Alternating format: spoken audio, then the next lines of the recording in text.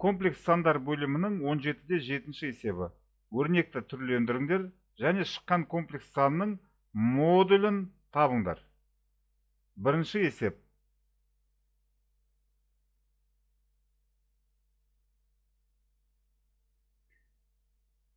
Әр амалды жеке-жеке орындайық.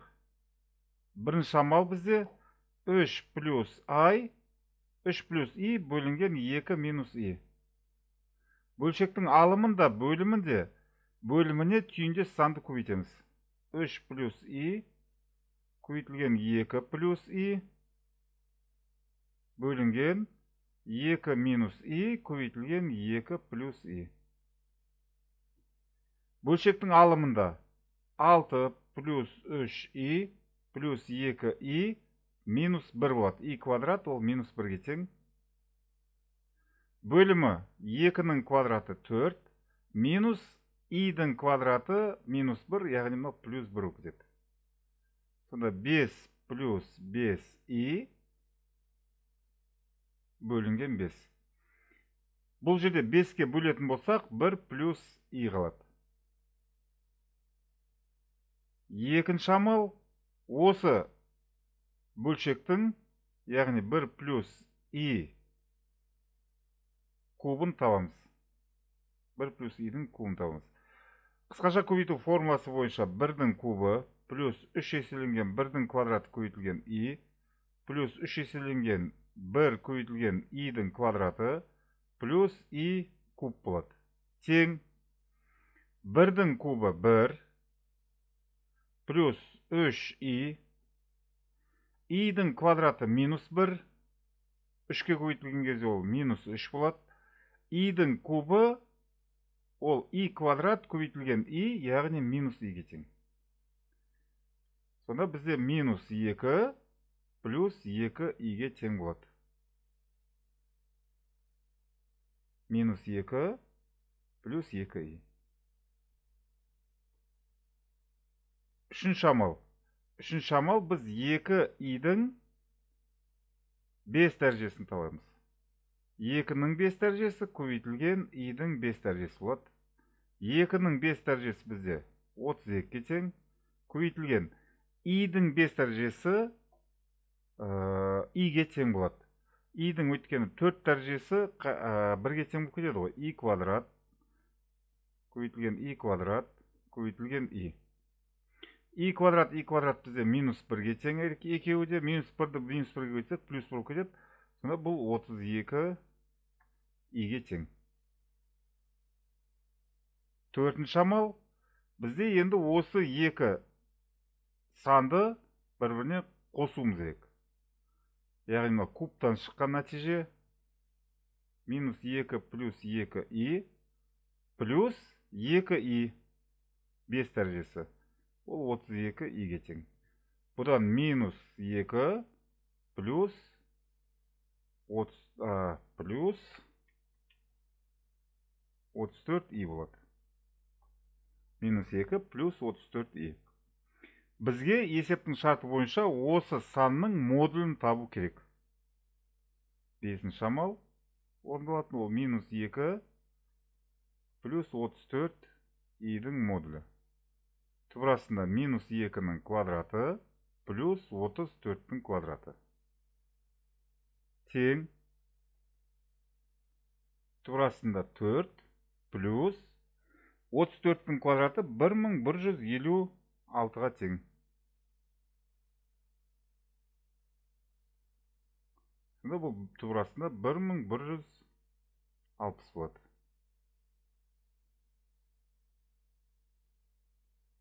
Жауабы түбірасында 1160.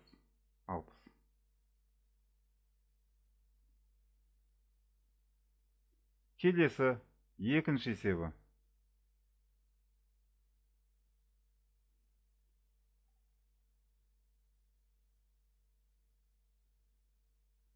Бұл жерде де әр амалды бөлек орындаймыз. Бірінші амал бізде 2 минус I бөлінген 1 плюс 2I.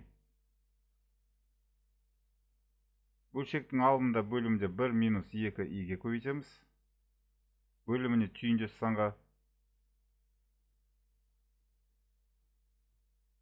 Сонда алымында 2 минус 4i минус i плюс 2i квадрат ол минус 2-ні береді.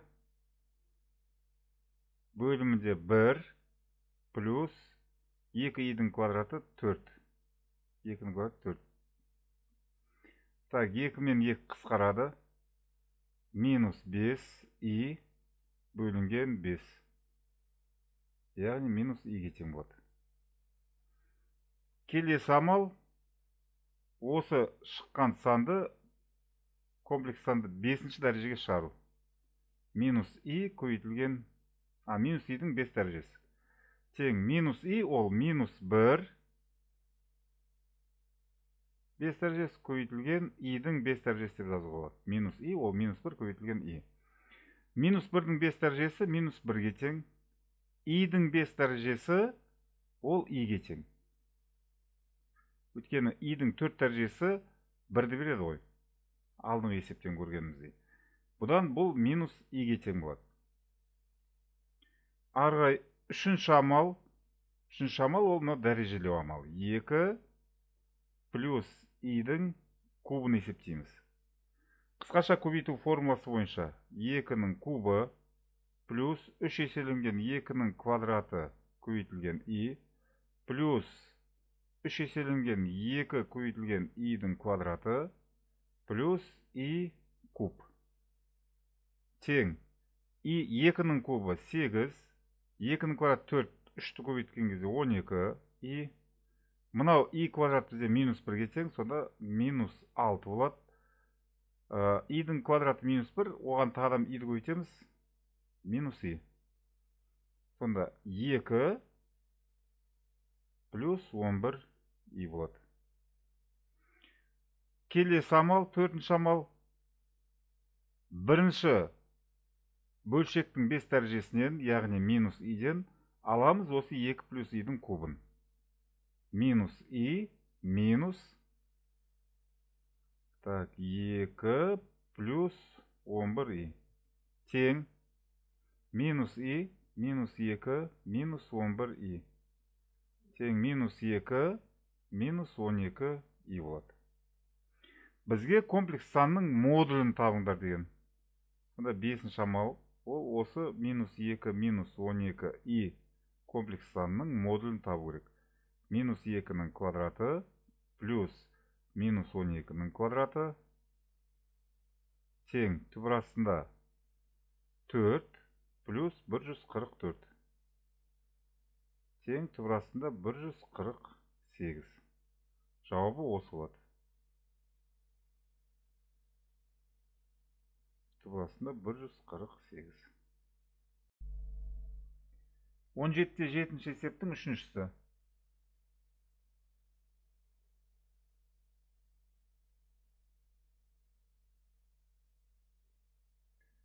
Бірінші 2 плюс i-дің 4 дәрежесін табайық.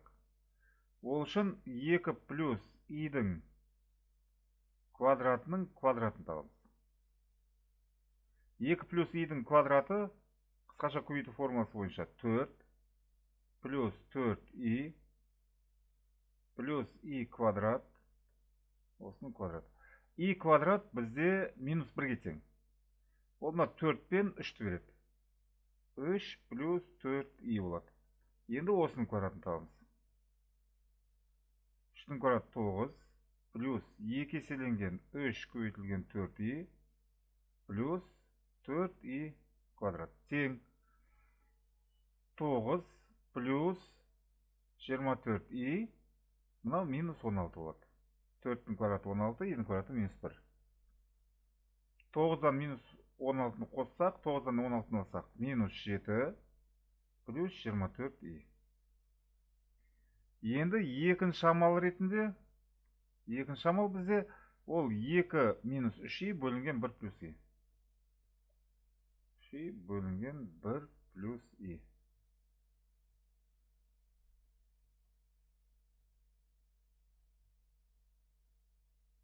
Бөлшектің алымы мен бөлімін 1 минус i-ге көбейтеміз. Бөлшектің бөліміне түйіндес санға.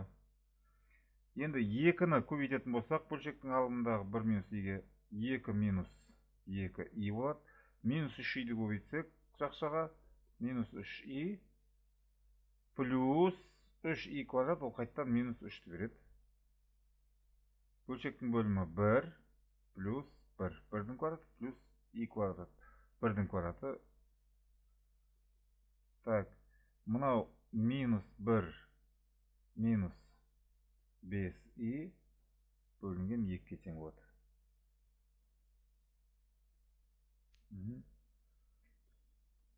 Үшінші амал, бізге енді осының квадратын табу керек.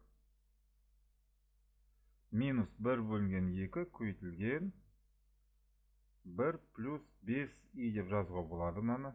Минусты және 2-ден бір жақшаны сыртына шығарсақ. Осының квадратын табу керек. Минус 2-ден 1-дің квадраты 1 бөлінген 4 болады. 1 плюс 5 и-дің квадраты 1 плюс 10 и минус 5 и-дің квадраты 25 болады. 1 бөлінген 4 көбейтілген минус 24 плюс 10 и. Жақшаны ашып беретін болсақ, минус 6 плюс 10 мен 4-ті қысқартатын болсақ, 5 бөлінген 2 и болады. Енді келесі амал, 4-ші амал.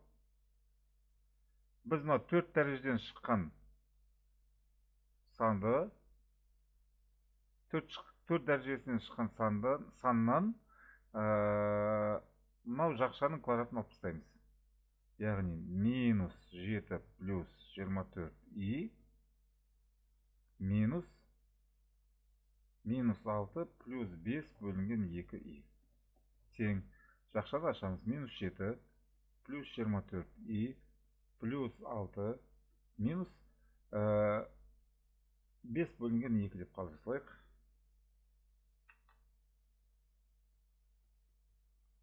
Тең. Минус 7 мен 6 минус 1-ді береді. 24 ол 48 бөлінген 2-ге тең. Одан 5 алсақ плюс 43 бөлінген 2 и болады. Бұл мына өрнектің мәні. Берілген мынау комплекс сандар өрнегінің мәні. Енді бізге осы комплекс санның модулін табу керек. 5-ші амал. Модуль минус 1 плюс 43 бөлінген 2 и комплекс санның модулі. Ол тең болады. Минус 1-дің квадраты плюс 43 бөлінген 2-ның квадраты. Тең турасында минус 1-дің квадраты 1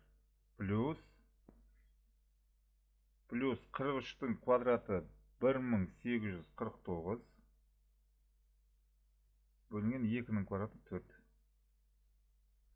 Ортақ бөлім келтірсек, 1-ді 4 бөлінген 4-те болады. 4-ті 1849-ға қосамыз, 1853 болады. Сонда бөлшектің алымында түбірастында 1853 болады. Бөлшектің бөлімде түбірастында 4 болады, ол 2-ге тең. Яғни жауабы осы болады.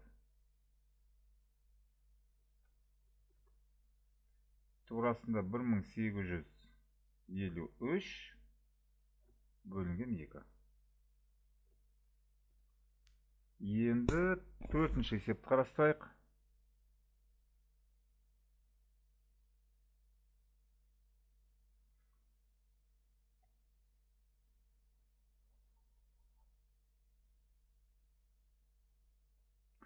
Төртінші есепте бірінші амал бөлшекті бөлу, комплекс сандарды бөлу, 3 плюс и бөлінген 1 минус 2 и. Бөлшектің алымында бөлімінде 1 плюс 2 иге көбейтеміз.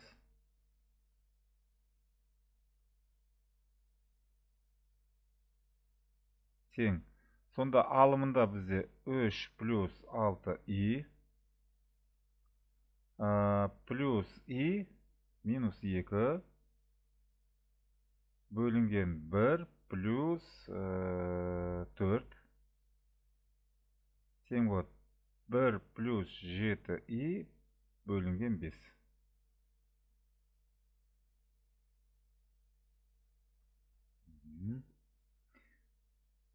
Енді бізге осының 3 дәрежесін табу керек. Бұл бізде бірінші амал туын. Екінші амал осының 3 дәрежесін табамыз. 1 плюс 7i 3 дәрежесі бөлінген 5-дің 3 дәрежесі. 5-дің 3 дәрежесі 125 болады. 1 бөлінген 125 деп жазып алайық оны бөлек. 1 плюс 7i-дің кубы 1-дің кубы плюс 3 еселенген 1 көбейтілген 7, 1-дің квадраты көбейтілген 7i плюс 3 еселенген 1 көбейтілген 7i-дің квадраты плюс 7i куб болады. Тең 1 бөлінген 125, жақшаның ішінде 1 плюс 21i минус болып кетеді.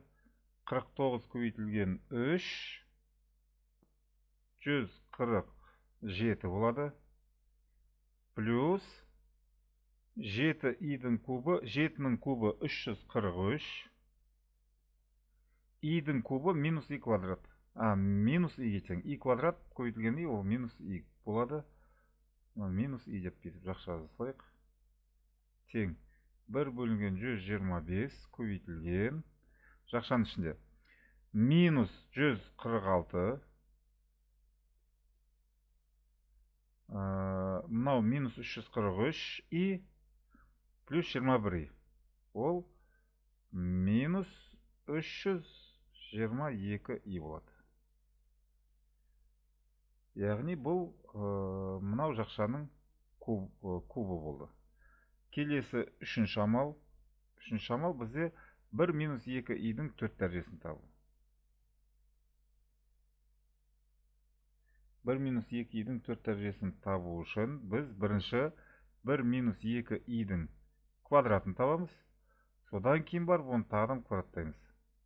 1 минус 2i-дің квадраты 1, 1-дің квадраты 1, минус 2 көбейтілген 2 көбейтілген, яғни 4i, плюс 2i-дің квадраты ол минус 4-ке тең болады. Квадраты бар ма сыртқы квадрат? Бұдан минус 3, минус 4i. Осының квадратын табуымыз керек.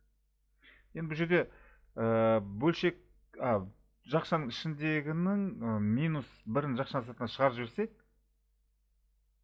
минус 1-ның квадраты көбейтілген 3 плюс 4i-дің квадраты болады. Олай шыққанда минус 1-дің квадраты 1 болып кетеді. 3 плюс 4i-дің квадратын тауып береміз. 3 плюс 4i-дің квадраты 9 плюс 2, 6, 24i минус 4i-дің квадраты 16. Тең минус 7 плюс 24i. Енді біз келесі амал, төртінші амал, біз осыны мынау 1 бөлінген 125 деген санан алып тастаймыз.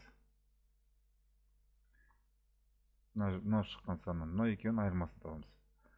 Сонда бізде минус 146 бөлінген 125 минус 322 бөлінген 125 көбейтілген i. Осы комплекстанан аламыз минус 7 плюс 24 i комплексан. Тең минус 146 бөлінген 125 плюс 7 дейміз. Өйткені плюс 7 нақты бөлігіне қосайық.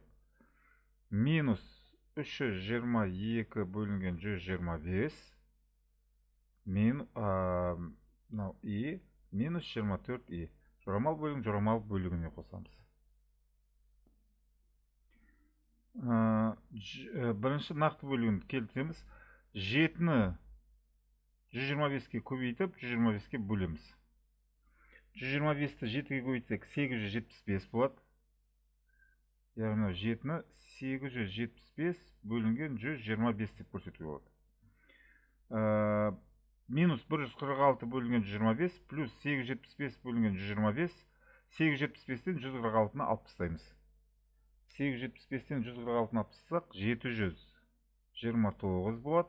бөлінген 125. Арғай минус дейміз. Так, 24-ті 3000 бөлінген 125 деуге болады. Таңбалар бірдей болғандықтан бұлар қосылады. Сонда 3322 бөлінген 125 и болады. Міне бізде осы комплекс сан.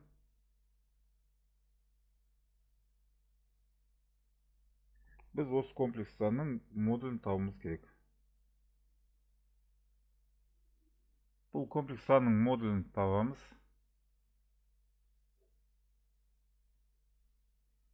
Ол түбір астында 729 бөлінген 125-тің квадраты плюс минус 3322 бөлінген 125-тің квадраты болады. Бұны арғай калькулятормен есептейік. Бөлшектің алымында бөлімінде 25-ке қысқартуға болады. Бөлшектің бөлімі 625 болады екен. Бөлімі ал алымы 462.685 болады екен. Бөлшектің бөлімінен 625-тен 25 түбірден шығады. Квадрат түбірден шығады. Сонда бөлшектің алымында түбір астында 462.685 қалады. Жауабы